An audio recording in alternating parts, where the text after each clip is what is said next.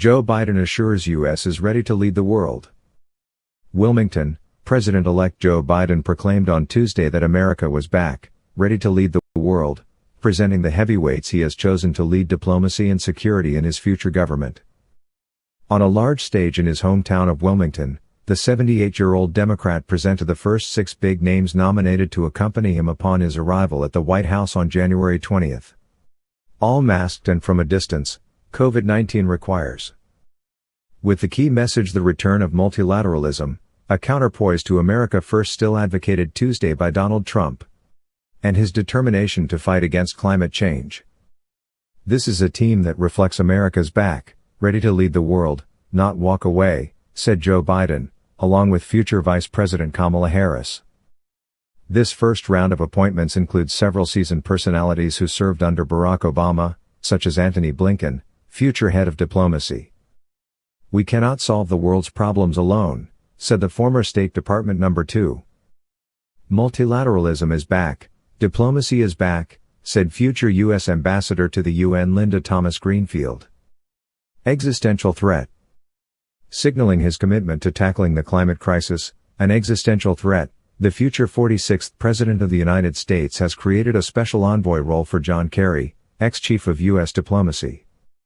"I do not underestimate for a single second the difficulties in meeting my bold commitments," launched the president-elect, who promised to return from the first day of his mandate in the Paris Agreement and to reach the United States to carbon neutrality in 2050. "But at the same time, no one should underestimate for a single second my determination to do it," he added in a speech of less than 15 minutes, without accepting any questions. John Kerry himself signed, on behalf of the United States, the climate agreement negotiated in 2015. Saying that he wants to give a greater place to women and minorities, the former vice president of Barack Obama has appointed several pioneers, with the first Hispanic at the head of Homeland Security, Alejandro Mayorkas, and the first woman at the head of Intelligence Services, Avril Haines.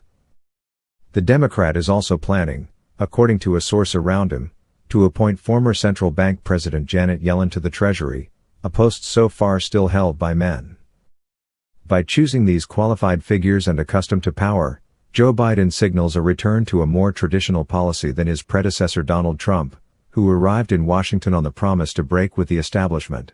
America First. After 2 weeks of denial unprecedented in American history, the outgoing president finally gave the green light on Monday evening to begin the process of transitioning to a Biden administration, without conceding his defeat in the presidential election of November 3. Just before, the government agency responsible for the transition protocol, the GSA, sent a letter informing Joe Biden that it was finally opening the process, in an independent decision. Understand, not at the command of the outgoing president, but after certification of results in several key states and a series of legal setbacks for Team Trump. After Michigan on Monday, Pennsylvania and Nevada in turn certified Tuesday the victory of Joe Biden, declared the winner of the presidential election on November 7. Concretely, this green light unlocks funds for Team Biden and opens the door to the Trump administration to coordinate on hot topics, such as the upcoming vaccination campaign to fight the pandemic. Joe Biden will also finally have access to classified information. In an interview with NBC, the president-elect said yes, the transition had already started. "We have been contacted by the national security people. We are already preparing a meeting with the COVID team at the White House. And the contacts were sincere," he said. "There has been no resentment so far. And I don't expect there to be." Appearing increasingly isolated in his attempt to deny defeat, Donald Trump did not have a word for the election on Tuesday in 2 public speeches. Without accepting questions in the White House press room, he first welcomed the New York Stock Exchange record and the progress towards a vaccine against COVID-19. And during the often humorous speech given by U.S. presidents before pardoning a turkey, a traditional White House meeting on the occasion of the big Thanksgiving holiday, he recalled his slogan. "As I say, America first.